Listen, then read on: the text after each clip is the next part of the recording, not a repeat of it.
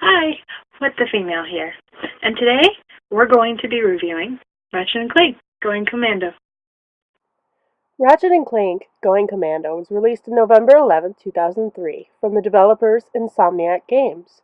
It had received an 8.8 out of 10 from GameSpot, and it received the Game of November 2003, and it was number 11 in the top 25 games of all time. Let's start with the characters. First off, there's Ratchet, spunky young lemur-looking thing. He's the one that excitedly takes the mission for the Bogon Mayor. Now, he's the main character that you're going to be playing for most of the game. Ratchet is actually a Lombax and a mechanic, although most mechanics aren't cranky, as they put it. His original design and personality was received very negatively. He was originally sent to Veldon from Fastoon. Wait a minute. Fastoon. Star Wars? Then there's Clank, who gives way too much information on some occasions. Clank was actually made in the first game to be 3 robots in one. In the first game, Ratchet couldn't even pilot the plane without him. Later on, he'll join you in the missions that you go on as your sidekick, although in the beginning of the game, you kind of leave him high and dry. Then there's the Bogon Mayor. He's got a very large vocabulary, which, if it's for kids, kind of sounds a little ridiculous. For adults, you might understand some of the language. You might also understand some of it is incorrectly used. Then there's the guy you're chasing. Although, later on, you find out it's not a guy, it's actually a female. You also find out that Megacorp might actually be the bad guy who you're working for. So, there's kind of a sidetrack in who you're working for and the storyline. Next, let's go with graphics. The graphics aren't too bad. They're basically pretty high-tech for the PlayStation 2 at the time. They're pretty much exactly the same as Jak and Daxter and Crash Bandicoot and Conrad's Bad Hair Day. Probably because they're by the same makers. But, you know.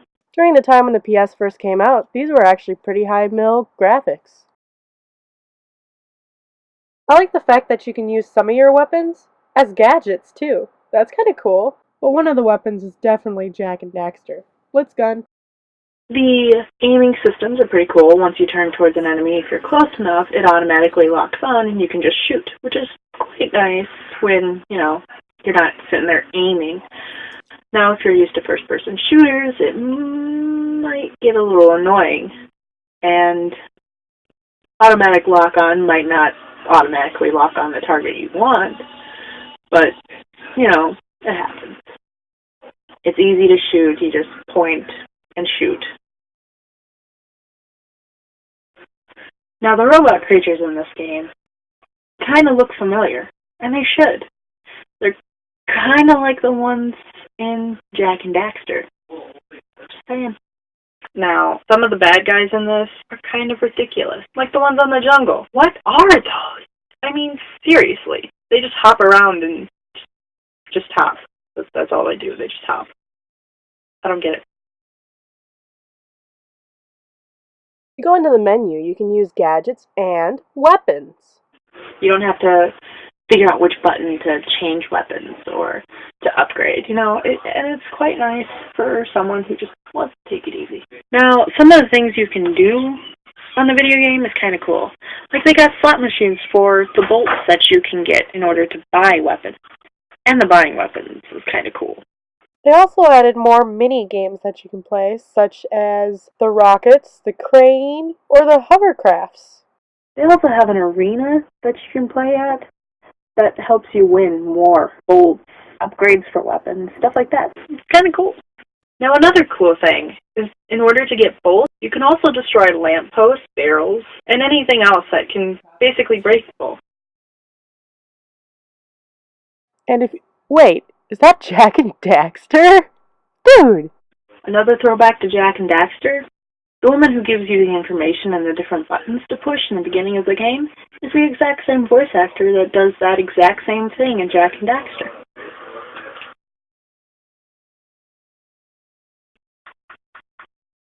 Now, my controller kind of sucks.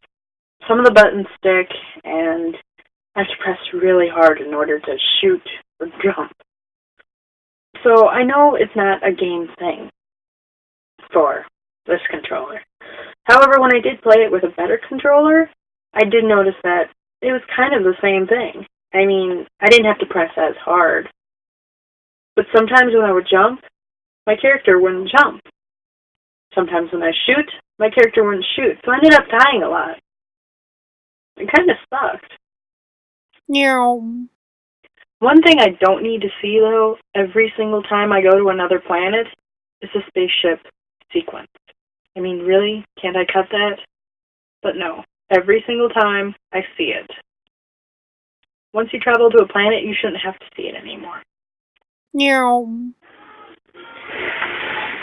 Now, I'm not saying that Ratchet and Clank Going Commando is a bad game. Not at all. In fact, it could be a very good game, with the graphics and the storyline, which is actually pretty good. It could potentially be one of my favorites. I love Jak and Daxter. It's one of the games that I can come home from college or work and just sit down, relax, not have to think about strategy. It's a game I've played over and over and over again, so I know every little detail about it. Okay, almost every little detail about it. Ratchet and Clank could become one of those games. They just need to work a little bit on the character development. And they kind of need to work on the enemies. I mean, I think you can come up with better enemies than a hopping BLOB thing. I don't know. But anyway, Ratchet and Clank could potentially be a great game.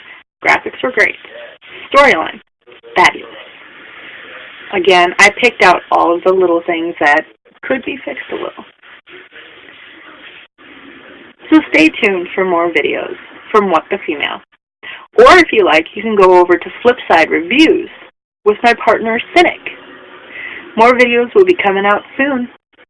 Stay tuned!